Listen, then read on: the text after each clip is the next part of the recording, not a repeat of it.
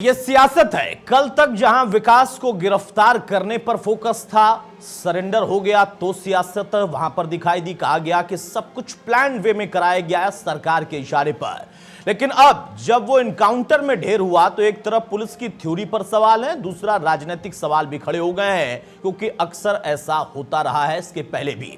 हमारे साथ कुछ खास मेहमान हैं, उनसे मैं आपको तारुफ कराता हूं। चर्चा में आगे बढ़ते हैं। नवीन श्रीवास्तव जी, प्रवक्ता बीजेपी के हमारे साथ हैं, बहुत स्वागत है नवीन जी आपका। हमारे साथ लक्ष्मी नारायण साहब हैं, पूर्व आईपीएस, बहुत स्वागत है लक्ष्मी नारायण जी आपका। डॉक्टर सुराइता करीम हमारे साथ हैं, प्रवक्ता कांग्रेस की, बहुत स्वागत है डॉक्टर सुराइता आपका भी। सबसे पहले लक्ष्मी नारायण जी, मैं आपसे ही जानना चाहूंगा, सियासत तो है और उसका कोई अंत नहीं है, लेकिन एक अपराधी का अंत हुआ, लेकिन वहां पर अंतहीन सवाल खड़े हो गए। एक पूर्व आईपीएस के तौर पर आप खुद इसको कैसे देख रहे हैं, और जो थ्योरी आ रही है उसमें कितने लूप होल्स आपको खुद दिखाई दे रहे हैं?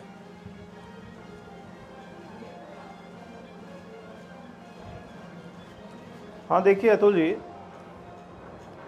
पहला चीज तो यह है कि जो मारा गया है विकास दुबे, वह एक अपराधी था जी, दुर्दांत अपराधी था। और अगर मैं ये कहूं कि वो आतंकवादी की श्रेणी में था तो कोई अतिशयोक्ति नहीं होगी। ठीक है। आप देख रहे हैं कि हमारे यहाँ इस समय वर्तमान में बहुत से आतंकवादी मारे जा रहे हैं और उद्देश्य यही है कि इनको एलिमिनेट किया जाए। जहां तक विकास दुबे का प्रश्न है, तो ऐसी क्या वजह आन पड़ी है जिसकी वजह से हम एसटीएफ की थ्योरी पर विश्वास नहीं करना चाहते? और जो ये लोग आंसू बहा रहे हैं, जिनके को तकलीफ हो रही है उसकी मृत्यु पे, उनसे उनका क्या संबंध है विकास दुबे का, जो इस समय उनको इतनी तकलीफ हो रही है? अब रही बात की इस घटनाक्रम की, तो इस घटनाक्रम में वर्तमान में तो ऐसी कोई बात नहीं लग रही है जी, जिसमें कोई हम अनावश्यक उंगली उठाएं। गाड़ी का पलटना स्वाभाविक है, अपराधियों का भागना स्वाभाविक है। जहां तक हथकड़ी लगाने और न लगाने का प्रश्न है, तो आप जानते हैं कि इस बात को लेकर के मानवाधिकार आयोग और सुप्रीम कोर्ट ने कितनी पुलिस की फजीहत कर रखी है कि आप अपराधियों को हथकड़ी नहीं लगा सकते किसी भी कीमत पर।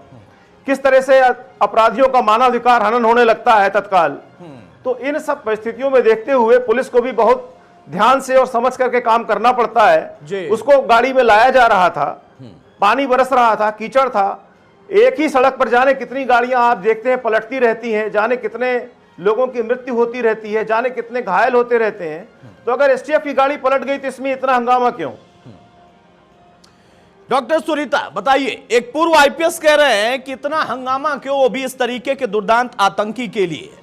आपकी पार्टी, आपके नेता शायराना अंदाज में भी प्रहार कर रहे हैं कि खामोशी इससे बेहतर है, और वीडियो के जरिए भी प्रियंका ने सवाल खड़े किए हैं। सवाल इस बात का है कि कल तक तो कांग्रेस ये कह रही थी कि नरोत्तम मिश्रा, जो कि गृह मंत्री मध्य प्रदेश के, वो कानपुर में चुनावी प्रभार उनके पास था और उन्होंने प्लान करके उसको वहां सरेंडर कराया।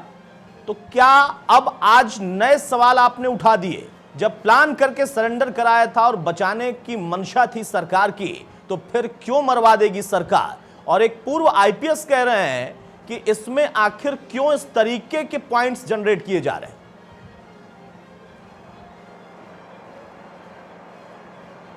देखिए, ये अत्यंत सही बात है कि ये एक दुर्दांत अपराधी था।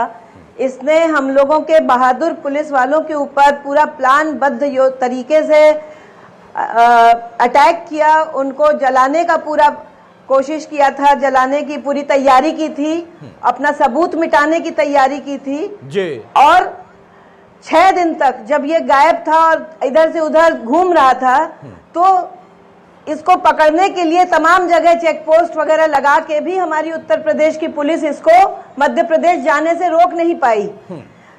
उत्तर प्रदेश में जब योगी जी ने कमान संभाली थी, भाजपा की सरकार आई थी, तो सबसे पहले ये कहा था कि सारे अपराधी या तो प्रदेश छोड़ के चले जाएं और या फिर वो अपने को सरेंडर कर दें। आज 2-2.5 साल के बाद हम लोग ये देख रहे हैं कि एक ऐसा अपराधी लखनऊ से कुछ ही दूर में, और ऐसा बंकर बना के उसने असलहे रखे हुए थे। तो इसमें सवाल उठता है पुलिस प्रशासन के ऊपर